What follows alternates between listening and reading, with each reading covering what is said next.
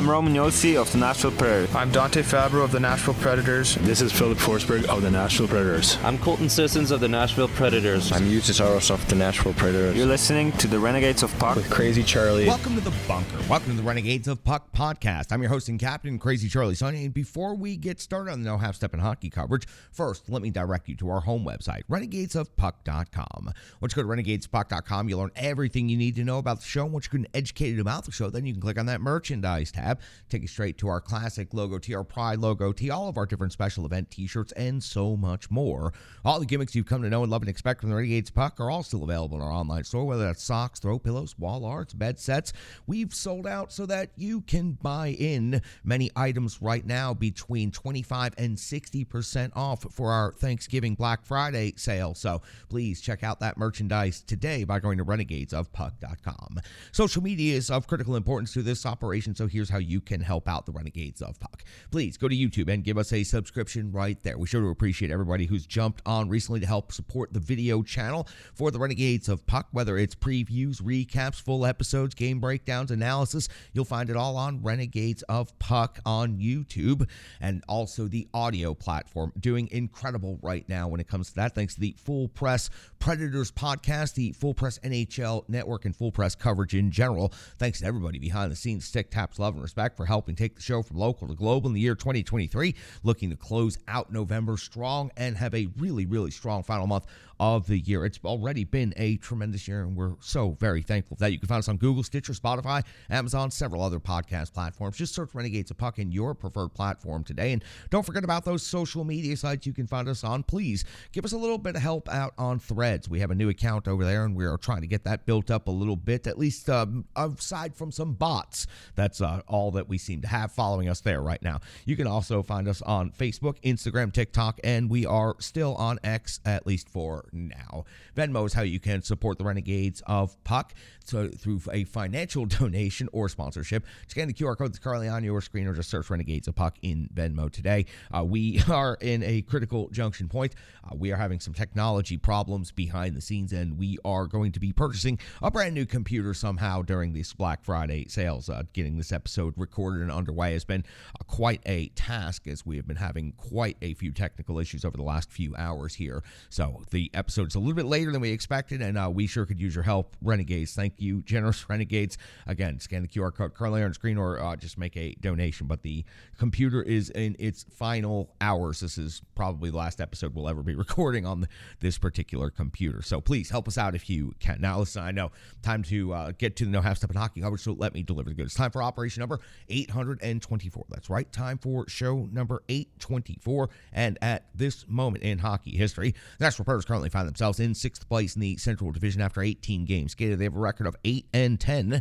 16 points has them 10 points out of first place behind the Dallas Stars, 5 points behind their next opponent, the St. Louis Blues. Now, after the Nashville Predators wrap up this next game in St. Louis, it's back home on Sunday to face off against the Winnipeg Jets. Tuesday versus the Pittsburgh Penguins. Close out the month of November with a game against Minnesota Wild at Bridgestone Arena, and then start the month of December with a game at Bridgestone Arena against the New York Rangers. On December 3rd, the Preds will be in Buffalo. It's the first of 3 regular season meetings between the Central Division rivals. On February the 17th is when the Preds will be in Seattle for their one and only trip, or in St. Louis, not Seattle. I've done that 2 shows in a row. St. Louis, I should start using better abbreviations. On April the 4th, the Predators will host the St. Louis Blues again at Bridgestone Arena. Now, speaking of the St. Louis Blues, they're currently in 4th place in the Central Division with a record of 10-7-1. They have 21 points, 5 points ahead of the Nashville Predators.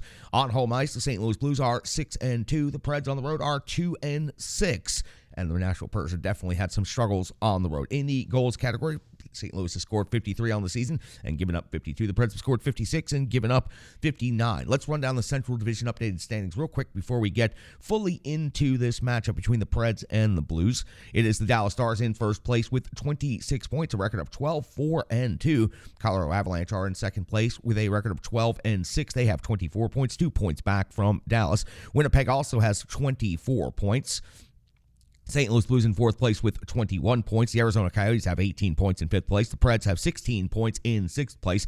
Minnesota at 14, Chicago at 10. Now, the St. Louis Blues, let's take a look at their most recent stretch of action. It was back on November the 14th. It was a 5-0 win versus the Tampa Bay Lightning. Followed that up on the 16th of November, the 5-1 loss at the San Jose Sharks. That's right, they lost at the San Jose Sharks. On the 18th of November, a 5-1 loss at the LA Kings. And on the 19th, a 3-1 win at Anaheim before their most recent game on this road trip. It came on 11/22, and that was a 6-5 win at the Arizona Coyotes. Binnington had to be pulled in that game after giving up 5 goals. He was only 8-13. Hoffer comes in and gets the win, going 12 out of 12. So for the Nashville Preds, St. Louis Blues, first matchup of the season for St. Louis Blues on a very long road trip, and it's been complex, that is for sure. Let's get into the matchup and the numbers between these two teams. When it comes to the goals for category, Nashville Predators 3.11 per game is 19th overall in the NHL, while the Blues are 2.89 goals per game, 24th overall in the league. In the goals against category, 3.28 per game is 20th overall for the Nashville Predators, while St. Louis is giving up 2.83 per game. That is 10th overall in the NHL. In the shots for category, St. Louis generating 29.7 shots on net per game. That's only 22nd in the league, while the Preds have a significant uptick after their most recent game, now up to 31.4 shots per game. That's 15th best in the NHL. In the shots against category, the Nashville Predators giving up 29.6 shots per game. That is 10th in the NHL, while the St. Louis Blues are giving up 31.9. That's 23rd overall in the NHL.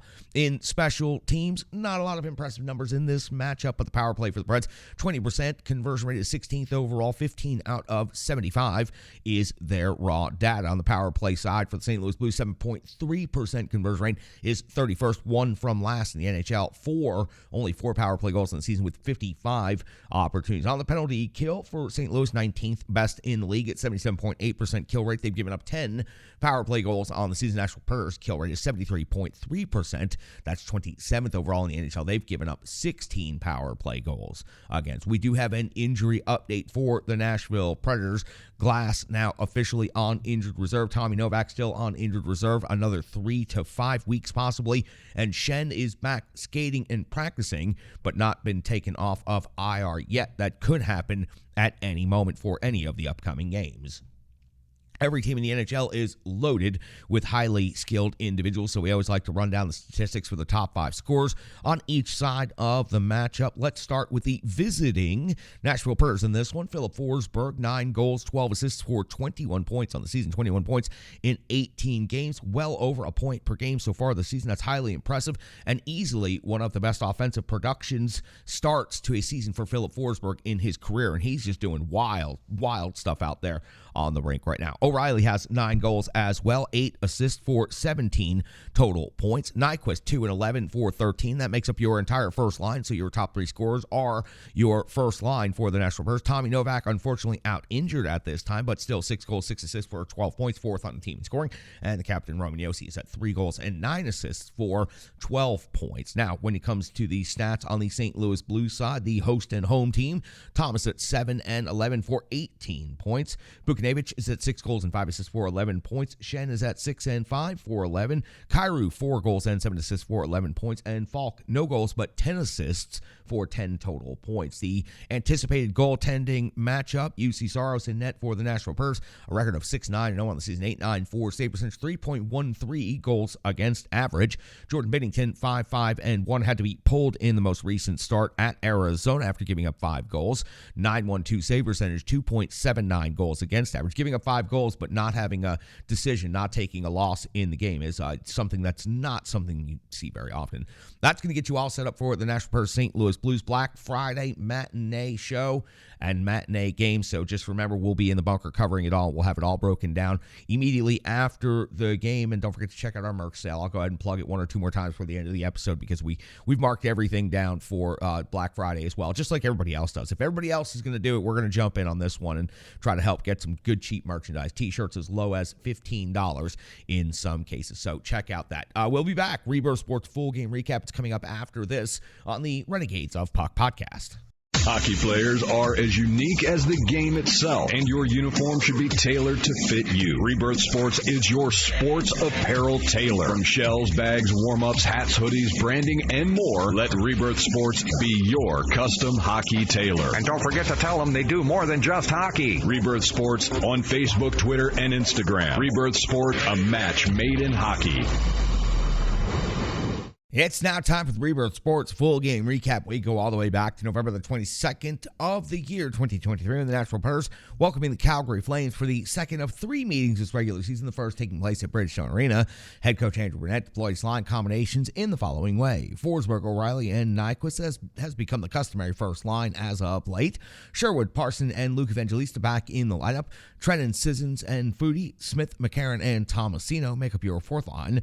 McDonough back in the lineup. Yossi is his partner for this game. Luzon and Carrier remain together as they've been successful as of late. Stastny and Barry are the third pair. UC Saros gets the start in net for the Preds. 31 seconds into the first period, it's Markstrom coming up with a save on Philip Forsberg, the first shot on goal of the game. At 1:38 of the first period, we are already off to work. Stastny off the box. 2 minutes for holding the stick. We're going to see Colton Sissons, though, score a shorthanded goal for the Nashville Predators. It's going to come off of the rush. The captain, Roman Yossi, is going to set the play up perfectly with a pass to the slot area for Sissons to finish off, giving the Nashville Predators a 1-0 lead on the shorthanded goal in the first couple of minutes of the period. The Nashville Predators would go on to kill off the rest of the power play successfully.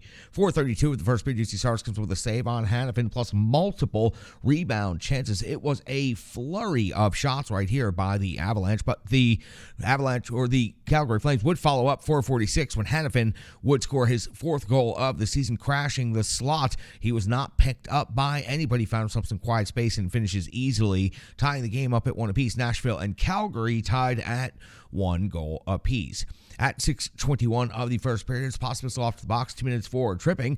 Markstrom's coming up with the save on Luke Evangelista's doorstep jam, then coming up with another save on Tomasino, plus the rebound by Parsonen. All three young Nashville Predators players getting power play time and great scoring opportunities here in the first period. At 8:28 of the first period, UC Saros comes with the save on Nazem Kadri, plus the follow-up by Gilbert. 9:52 of the first, it's Markstrom coming up with a save on O'Reilly at close range. At 11:23, though, O'Reilly would respond by scoring his 9th goal of the season, giving the Nashville Predators a 2-1 lead over the Calgary Flames. It was a rebound put back. McDonough takes the shot from out high off the soft back wall, gets the good rebound, and it's O'Reilly there with the jam, putting the puck in the net. His 9th goal of the season for the Nashville Predators. 11:55 of the first period, Kadri hits the post after a turnover at the blue line. A terrible east-west pass by the Nashville Predators leads to an easy scoring opportunity for Kadri. The only thing that prevented him from putting the puck in the net was that it was not accurate. 12:03 of the first period, Saros comes with a save on Dubé. At 13:34, Markstrom comes with a save on McCarron's redirect. Michael McCarron again doing a good job getting a scoring opportunity. 14:28, Saros comes with a save on Pospisil, plus a follow-up by Dubé. 14:56 of the first, Saros comes with a save on Coleman at close range. At 16:03, Markstrom's coming with a save on Smith, plus the rebound jam by McCarron. Calgary Flames would not like this jam by McCarron, and McCarron and Gilbert would end up in a good, healthy scrap there. Would go off to the box 5 minutes each for fighting. At 18:56 of the first period, Markstrom comes up with a save on Forsberg. In 19:39, Markstrom one more save on Cole Smith. The end of a very, very active first period finds the Nashville Predators with a 2-1 lead and out shooting Calgary 16-13. We're 1:15 into the second period, and it's Markstrom coming up with a save on Luzon. 2:54 of the second period, Markstrom comes up with a save on Yossi. 4:05, Markstrom a save on Luke Evangelista. Nashville Predators controlling the pace of play and getting the only scoring opportunities the first few minutes here of this second period. 5:37 is when UC Saros would have to check back in. He come up with a save on Kadri's heavy shot. It was the first shot on goal for the Flames in that period. 6:28 of the second period, Luzon's off to the box. 2 minutes for boarding.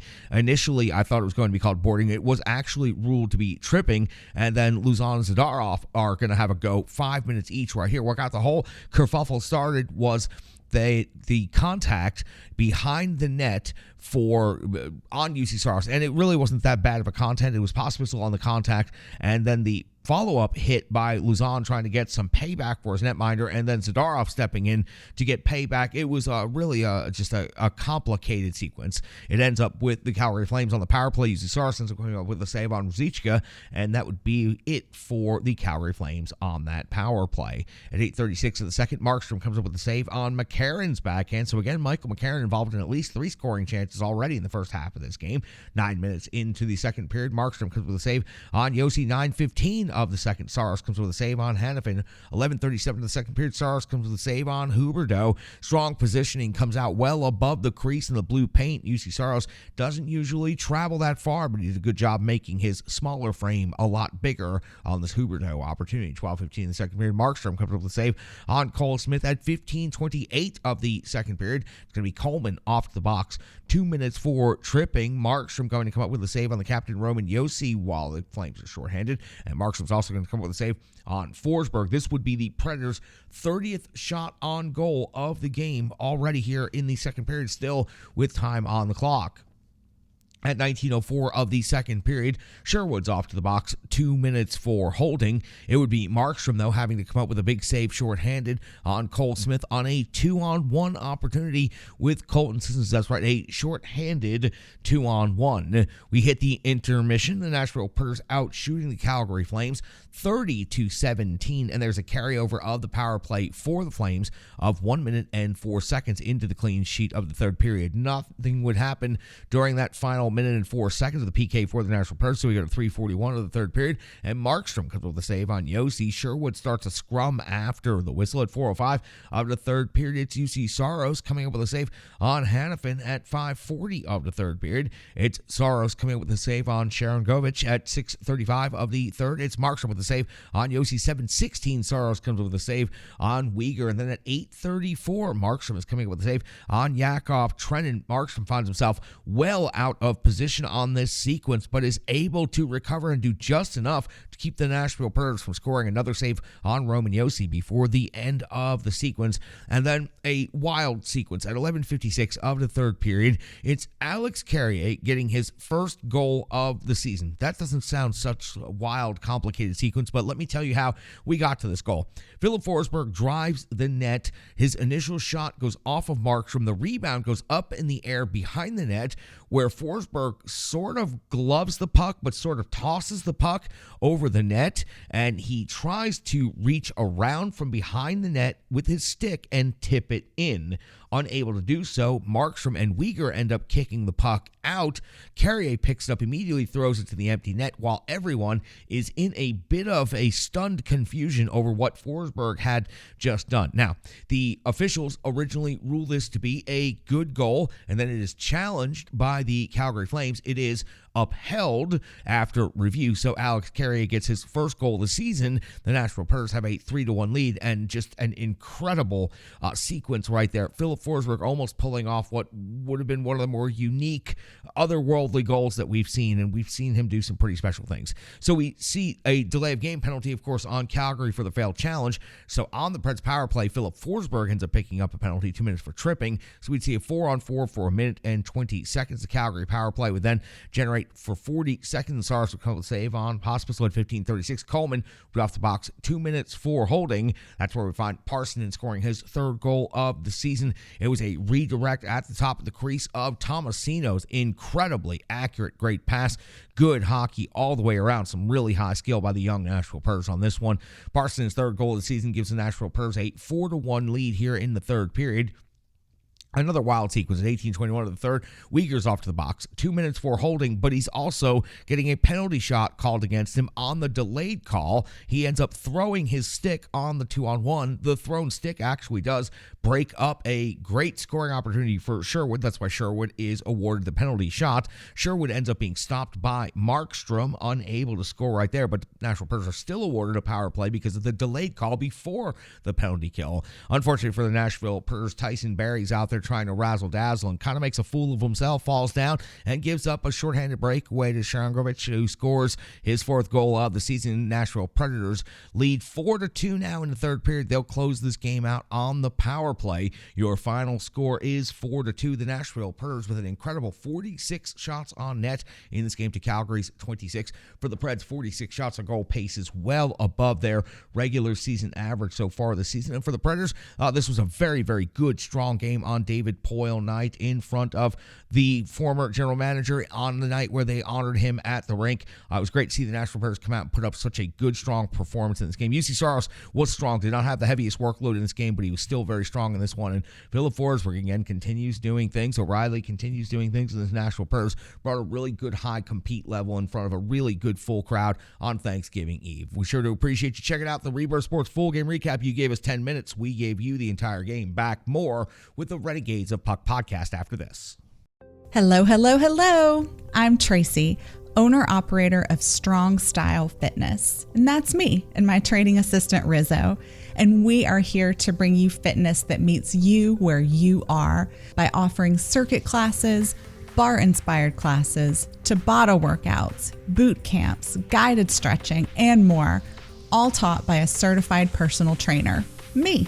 To learn more, go to our website, strongstylefit.com. Subscribe on YouTube at Strong Style Fitness. Follow on social media at Strong Style Fit. But most importantly, let's get you moving. It doesn't matter if it's your first workout or you've been doing it for years. Strong Style Fitness has the workout that meets you on your journey and helps you along the path to a happier, healthier life. I understand where you've been, what you were going through, and where you were going, and I want to take you there. We'll see you on the mat. Mwah. Welcome back in. Renegades of Puck podcast coming to you from a freezing cold bunker. We've got to do something about that out here, Renegades. It is starting to get very, very cold this winter, and we don't have a heater out here in the studio. So that's one of the reasons we're having so many technical issues. Again, let's get into the analysis of this game. That was the Rebirth Sports full game recap. We sure to appreciate Rebirth Sports, and we sure to appreciate all of our great sponsors. So thank you so much for joining us here on the Renegades Puck podcast. Let's get right into the analysis of this game. UC Saros 24 out of 26. I thought he was outstanding. Small but potent bursts of shots against. There were a couple of series of moments when the Calgary Flames just unloaded 2, 3, 4 shots in a very, very short amount of time. And while the workload at the end of the night, 26 is not that high, some of those sequences were highly impressive save sequences. And for UC Saros, the numbers, frankly, don't look that great. 8.94 save percentage, 3.13 goals against average. But in this game, he held his own. And when the Nashville Predators were only up by 1 for quite a long stretch, it was Saros keeping them in the game. And there were some good close-in saves that he was able to make in this game. Let's talk about the return of Ryan McDonough. Talk about jumping right back into the deep end. 2 assists in this game. First of all, that's highly impressive as it is, but also add 3 block shots to it, 21-23 in total ice time, 4:17 in shorthanded total time on ice. Talk about easing your way back in. Ryan McDonough, highly impressive, using the back wall bounce to get himself an assist. I thought he looked tremendous in this game out there skating with the captain, Roman Josi. We'll see how the defensive alignment and pairings end up shaking out over the next couple of games. I've got some thoughts on that before we close out this episode. But for now, Ryan McDonough in his return, just exceptional. And, I knew that the Nashville Predators missed him, missed his leadership, missed his veteran defensive play and all of that. But truly, he came in as a tower of power in this game and helped the Nashville Predators to one of their better wins of the season, one of their more complete wins of the season at this point. Let's talk about Colton Sissons. That shorthanded goal in the first couple of minutes of the game, it started the scoring, yes, but more importantly, it set the tone. And 2 shots on goal, 2 hits, 18-17 total time on ice. Colton Sissons just gets the job done. Everything the Nashville Predators ask him to do, he steps up, and he does it last night. Third line center. He gets the scoring started with that shorthanded goal. His penalty kill time, incredible. He does a great job, and if you get a defensive zone draw on Colton Sissons, he's pretty much always going to handle that. So Colton Sissons' shorthanded goal set the tone and set the pace for the Nashville Predators in this game. Ryan O'Reilly picks up a goal, his 9th of the season, tied with Philip Forsberg for the team lead, and he just continues to bring the jam around the net. he was outnumbered on that shot by McDonough that goes off the end wall and then comes out. He had to battle off not only the goaltender but two defenders, and he does so. And O'Reilly does this on a routine basis. He is a tremendous player to watch out there, and I've already seen the discourse start on social media that is Ryan O'Reilly one of the best centers in Nashville Predators franchise history. After only 18 games, that's probably too small of a sample size to make such a grandiose statement, but Ryan O'Reilly, if he continues playing for the remainder of his time as a Nashville Predator the way he has started his time as a Nashville Predator, then yes, he will go down in history as one of the Predators' best centers in franchise history. I mean, that's pretty wild to say, but O'Reilly is just off to an incredible start and just showing everyone how it should be done, how it could be done, and how it will be done in the future by Novak and Glass and others on this Nashville Predators roster. So give credit to O'Reilly for all that jam that he's bringing. Parsonen scores a goal in this game. What a hell of a redirect right in front of the net. Goes to the hard area, gets his stick in the perfect spot, and he gets his goal right here. 3 shots on net total, and this is his big chance. He's getting a chance to step up and play center between Sherwood and Evangelista right now with Glass and Novak out of the lineup. That's going to give Parsonen more opportunities. This is last season when Parsonen had his opportunity and started to shine, was when the Predators had a couple of injuries, and suddenly Parsonen stepped up and was easily people's favorite around here. So he picks up the goal in this game. This is his big chance. This next stretch of games, while he gets an opportunity to play at 2C, is really going to either open up the coach's eyes to the potential of Juuso Parsonen, or it could be the doom. So truly, this is a career-making or breaking stretch of hockey for Parsonen. I believe that. As far as the Nashville Predators franchise is concerned, so far, he's rising to the occasion. This was just a tremendous high-skilled goal. We know he has the high skill, and I think he's starting to elevate and escalate his game to the point where he's going to be an NHL regular. Glad to see him back at center and getting this opportunity. Let's talk about the Carrier goal, his first of the season. The play, simply crazy. Philip Forsberg goes behind the net, and let's face it, he sort of gloved the puck right there. He absolutely tossed it over the net. That was not your typical play. The referees let it go. It was obviously deemed to be legal. And then trying to bat the puck in out of midair. So he was essentially trying to self-pass. He was trying to drop the puck to his stick the way you would customarily do it on the ice, but instead drop it over the front of the crossbar into the crease and then knock it out of midair into the net. Philip Forsberg just tries incredible things. He's a wizard out there on the ice when it comes to the puck and comes to being around the net. It ends up being a goal for Carrier. That's what we're supposed to be talking about, but Philip Forsberg is the one that makes all of the things so remarkable happen on this play. And then while everyone is in a daze and a haze trying to figure out if Philip Forsberg gloved the puck, hand passed the puck, did something illegal with the puck, while everybody was kind of in a haze for a tenth of a second there, Carrier comes in, just fires the puck into the net, as you should do. There was no whistle, so you continue to play, and Carrier, after lengthy discussion, lengthy review, challenge, all of that, it's a goal, good goal. But Philip Forsberg, just absolutely crazy play right there in this situation. Now, let's talk about Luke Evangelista for a second. Now, he didn't get on the score sheet with a goal and assist. Of course, you know the storyline, healthy scratch last game. Andrew Brunette says he needed a reset. So far, and I'm going to talk more about this here in a few minutes, so far the healthy scratch reset game seems to be working out for a couple of the players. And for Luke Evangelista, I think it worked right here. 5 shots on goal in this game, 11-50 in total time on ice. I thought it was a solid return. They were concerned about the details of his game, perhaps getting a little bit away from what had been making him successful. I mean, let's face it, Luke Evangelista is still off to a very good start to the season, but he is a young player, and he's going to go through spells where he's perhaps not as consistent as everyone would like him to be at this point. But the raw material is so much there that I'm willing to be very patient with Evangelista. So from time to time, a healthy scratch may be something that's good for Luke Evangelista. As the coaching staff said, get a different perspective, take a mental break from the game, get yourself recharged, get a little bit hungrier. And I thought Luke Evangelista looked very good in his return. The 5 shots on goal is the true indicator of that. Evangelista was going to the hard areas. He was working very hard out there on the rink. And again, it's good to see the players getting their opportunities to come out there after a healthy scratch, or to get the young players a chance to get power play time or something, things like that. Because Evangelista had 2 11:30 in total time on ice on the power play of his 11:50 total time on ice. So Luke Evangelista is back in the lineup. We'll see if the same thing happens for Dante Fabro in the next game. I'm going to talk about that in the closing segment. I've got a pretty strong opinion on that particular healthy scratch. But first, let's hear from Stripe Digital. Then we'll get to the box score, the good, cold, hard numbers. That's all coming up after this break right here. Happy Thanksgiving, Renegades. You're listening to the Renegades of Puck podcast. The digital environment can be quite intimidating, time-consuming, and cumbersome, especially with all those other areas that need attention at your business, and that's why Stripe Digital Solutions is here to help. I know because that's exactly what Stripe Digital Solutions did for me and the Renegades of Puck. From designing my home website and helping me create my merchandise to special event posters, brand building, and social media management. But it's not just that, it's so much more. Stripe Digital Solutions has helped me every step of the way. From startup to full-time operation, Stripe Digital Solutions has been there to assist and advise every single step of the journey. In today's fast-paced world, the path to success is having a strong digital partner, and nobody is better in the trenches than Brandy and Stripe Digital Solutions. Get the solution before it's even a problem with Stripe Digital Solutions.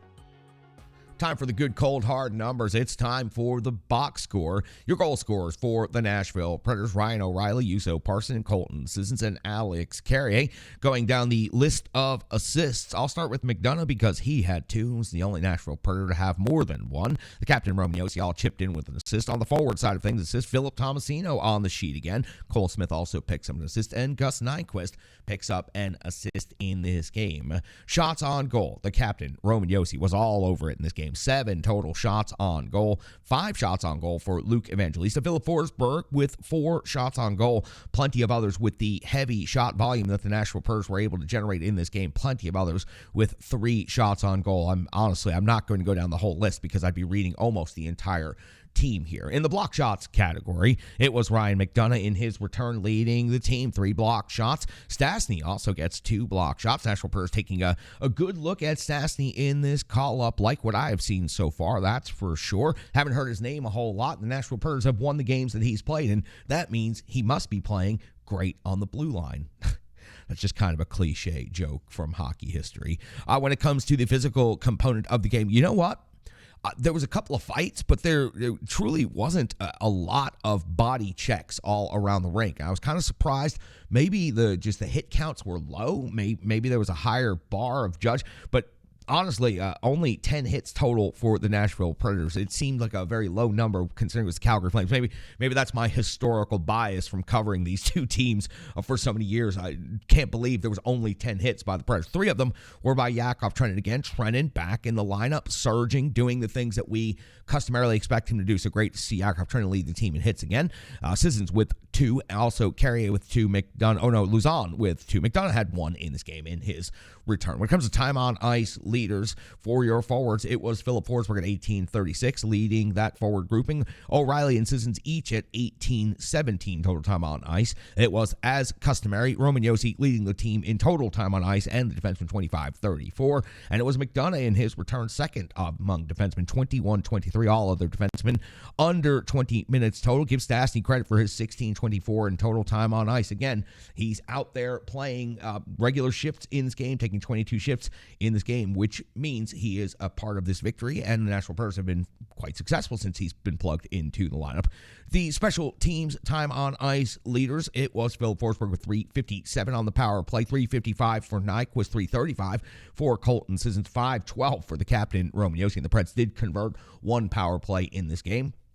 Stick taps to the penalty kill units working incredibly hard out there on the defensive side of things. 4:17 for Ryan McDonough. That led the Nashville Predators in shorthanded time on ice. 3:46 for Luzon, 3:22 for Sissons, and 3:04 for, this is going to be for Cole Smith, 2:24 for Yakov Trenin. I'm giving them all credit here because they did a good job. McCarron, 1:57 shorthanded time on ice. Nyquist, 1:10. O'Reilly, 1:20. So Nashville Predators, a great penalty killing effort in this one. 4 out of 4 for the penalty kill unit. In that, UC Stars, 24 out of 26, not the highest shot volume or workload you've ever seen. 2 goals against 4 power play saves, but they came in bursts, and they were certainly not just easy from the outside without traffic or anything. So UC Saros, I thought, was quite good in this game. A .923 save percentage for the game. Obviously paces him well above his .894 save percentage for the season. So hopefully this is the beginning of UC Saros trending in an upward direction. Other things of note on the box score, the power play was 1 for 5 for the Nashville Predators. The penalty kill was perfect, 4 for 4. Preds generated one shorthanded goal in this game. 47.1 faceoff winning percentage, first game in a while that the Preds were on the negative side of the faceoff winning percentage. Only 10 hits, talked about that already. Thought that was undercounted. That's the best way to say it. Thought it was undercounted in this game. 13 total block shots, 9 takeaways, 11 giveaways. So for the Nashville Predators, they did not come out on the positive side on a lot of these statistical metrics, but they did come out on the positive side of the scoreboard. 4-2, should have been 4-1, giving up that shorthanded goal. And oh, by the way, that's something I definitely am about to talk about. But let's just finish by saying that's the end of the box score. Now it's time to get back to the opinion, and we're going to go ahead and start with this. Fabro, a healthy scratch in this game. I don't have any problem with that at all. We saw the positive effect on Luke Evangelista in this most recent game. We've already talked about it quite a bit in this broadcast. You've seen the positive effect of other players getting healthy scratches, getting back into the lineup, and succeeding. Now, Dante Fabro, I feel, has been playing some of his best overall career hockey since the beginning of the season. It started trending in an upward direction at the end of last season, like a lot of the young players. Now, for the Nashville Predators, it's been on the chopping block for some time now. Will Dante Fabro finally emerge to be the superstar defenseman that everybody had the high hopes for? I truly think he's rounding into a great professional defenseman that is easily capable of being a second-pair defender for this Nashville Predators team. His block shots are up quite a bit over where his career was before. The physical play is there, and he is out there working incredibly hard. So for Dante Fabro, I don't have any trouble with him getting, let's call it a maintenance day, a mental break, a healthy scratch day. I don't mind that happening for him. He's still a young player. He's still developing. While he is playing much better hockey end of last season, beginning of this season, he still can continue to improve and grow. And under Andrew Brunette, his brand new head coach, this is how it's chosen to be managed. There is some good, healthy competition right now at the D-Corps. After all, it was questionable whether Fabro Carrier would even be a part of the grouping coming in to the season. In training camp, there was a lot of discussion about that. Both of them have played incredibly well. McDonough obviously is a solid as can be defenseman. Roman Yossi's not going anywhere. Luzon has really stepped up as of late, been playing good, strong defensive minutes. Alex Carey, I feel, has done a great job. Stastny is not going to be a part of the immediate long-term plan, but getting a good look at him just like they did Delgado for a couple of games. So there is no doubt Shen coming back. They're going to want to get a chance to put him out there, even though he was fairly ineffective. It was one game, the only game that he got a chance to skate in before getting injured. But it leads me to this. While a healthy scratch for Fabro is fine, and there's a lot of good, healthy competition for defensive spots, I think the one defenseman that has become glaring, that perhaps needs some time out of the lineup is Tyson Barrie. Now, at the beginning parts of the season, I liked the way Tyson Barrie was working the blue line on the power play. He was distributing the puck, and he was out there not being a liability to the team. And this isn't just the final play last night where he got walked for a shorthanded goal against at the end of the game. Just absolutely trying to razzle-dazzle with a minute to go in the game on the power play, up by 3 goals, and then falling down, giving up a breakaway and a shorthanded goal. I mean, just hanging your goalie out to dry and just looking like a fool on home ice as the Thanksgiving crowd is getting ready to celebrate. But Barrie, it's not just that play. That play was indicative of his recent stretch. He has been soft on D. He has not been a high-quality participant in any skill on offense. And frankly, I think at this point, if you have Barrie, who is a veteran defenseman, down on the third pair, then I don't think his need in the lineup is essential at this point. And I think that Dante Fabro can easily be plugged back into the lineup, and we can get the pairs situated. But I think that Barrie is who needs to be out of the lineup for the D-Corps, at least for a while, till he proves that he can show some technical expertise and some experience out there on the rink. He's a veteran defenseman who should not be making the caliber of mistakes that he has been making. I would say they're Ham-Hughesian, but Ham-Hughes was at least fun at times. Barrie, there's been no joy in watching him. He has just been messing up a lot as of late out there on the blue. Now, I don't want to close the entire show on a negative like that, so I'm going to say happy Thanksgiving.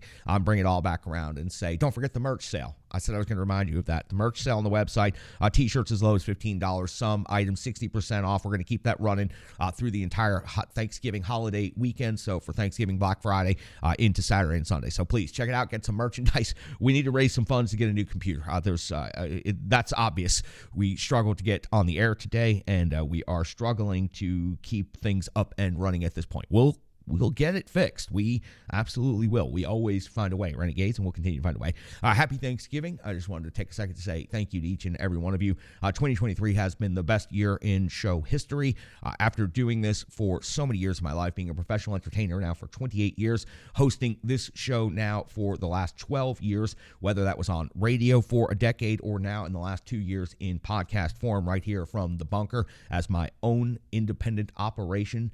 I am so appreciative of each and every one of you for helping me out and helping this project grow to what I always knew it could be. In my head, I had the vision for this many, many years ago, and I always knew it could grow to become exactly what it is today. Now, I myself think that I can still continue to grow, continue to make the operation better, and that's what I'm going to continue to strive to do as we head from 2023 to 2024. But today is not the day to think about those things. Today is the day to say thank you, and I appreciate each and every one of you. Seriously, Renegades, I'm here on Thanksgiving morning in a freezing cold bunker recording this episode when I could be eating stuffing. I could be eating turkey already, but because of the technical issues, the technical delays and all of that, I decided to stay behind and make sure we got this episode complete. So we did. Operation 824 has not been the easiest episode ever to record, but we got it done, Renegades, and we're going to continue plugging away and getting episodes done. I appreciate each and every one of you. Thank you so much for your time. Thank you for your viewership. And you know what's the most important thing to me is thank you just for being you. Stick taps, love, and respect. I'm your host and captain, Crazy Charlie Saunier.